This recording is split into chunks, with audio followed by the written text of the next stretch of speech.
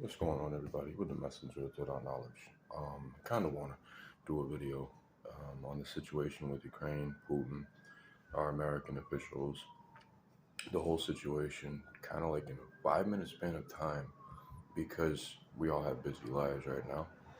I want to do this especially for the Ukrainian people, as well as the Russian civilians, as well as America, because we're all involved in this. Whether we're legally involved in it or not, we still sent 3, $4 billion grants to Ukraine, in the war effort. And I get it. They want to tell you that it's for the safety and security of the Ukrainian people. But let's dig deeper into it because I wouldn't trust any word coming out of Washington right now, or even in Ukraine government or Russian government, Ukrainian government. Zelensky is capitalizing off this politically. Don't forget that. Number two, I want the American officials to listen to the statement. I might get in some trouble for it, but it's just rational thinking. Because now America's throwing up all kinds of sanctions to countries that speak on behalf of Putin's war, Putin's side of it, the Russian enemy, right? Right. So I want to watch my words. What in God's name makes people think that Putin won't detonate nuclear bomb over in Ukraine? Let's put America aside for a minute. Let's think about Ukraine.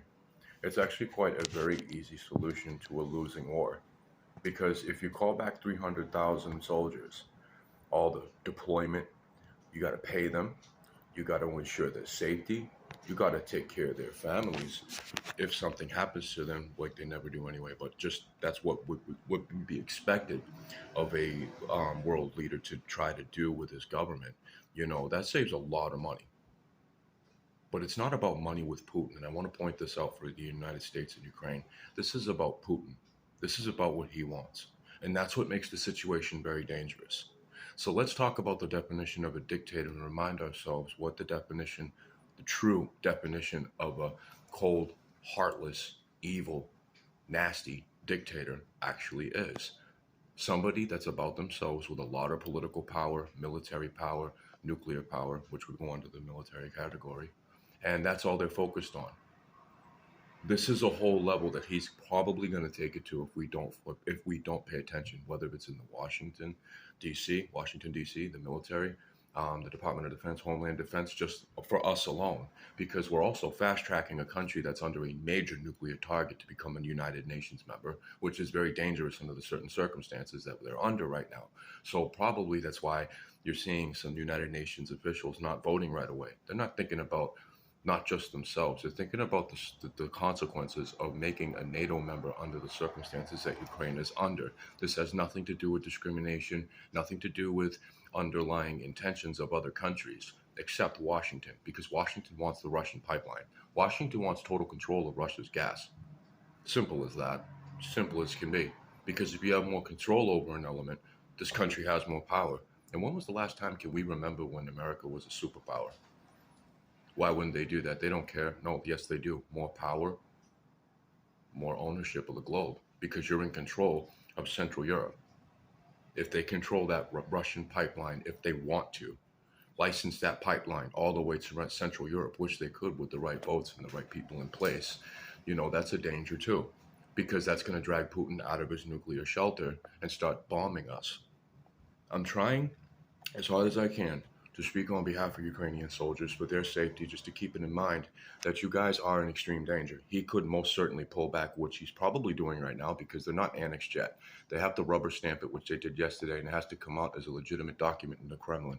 I don't think Putin's going to wait for that. But most of the Russian soldiers have been pulled out. That most of them have quote unquote retreated. I want to remind the Ukrainian citizens that's not entirely true because Putin Friday called all his people back. They didn't retreat. That's not considered retreating. That's recircling. That's a military term for regrouping, which Putin will probably most likely detonate some fucking whacked out tactical missile that you guys should be looking out for. And I really sure and really want to encourage Zelensky, maybe you should encourage your people to get to a safer place. I want to remind everybody right now, this is an extremely dangerous situation, and I find it kind of troubling that Washington wants to look at this as a low level security threat. You're talking about a full-blown dictator. You're not talking about a communist leader. that's doing this specifically for his people, playing by the rules, even though communism is frowned upon, obviously. But there's a difference between a full blown fucking leader that's a crazy nutcase like Putin, a total dictator, and a communist leader. Putin is under for the simpletons, a dictator, and is very dangerous and has access to over 500,000, and this includes biomedical and bioecological weaponry, including his nuclear missile assembly. He has 3 allies right now, and his missiles are in 2 different places too. So you got to keep that in mind while you're listening to Washington. Low-level threats. Oh, we're keeping track of all of his nuclear armament. Not quite, because what I'm going to end the video with is a very, very blunt reminder that these countries also have AI too. These countries can also fool you too. These countries can also change up algorithms, hack into install malware in high-level political military systems if they know what they're doing, and they could be in extreme danger. And I'm not just talking about Russia, I'm talking about Iran too.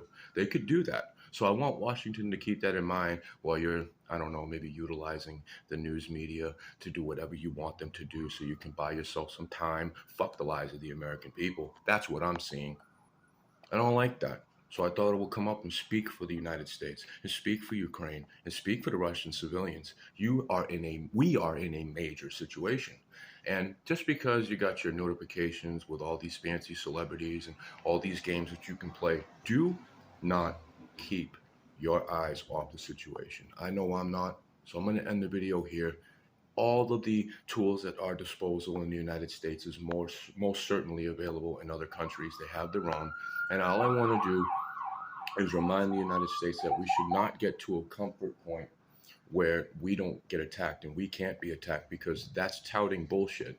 That's actually in terms and conditions of political and military mutiny, to lie to the people that you're supposed to be protecting. And I'm saying lying because we obviously know, if we take the time to research in the United States, Putin is a lot more dangerous than what the United States government is making him out to be, with the allies included.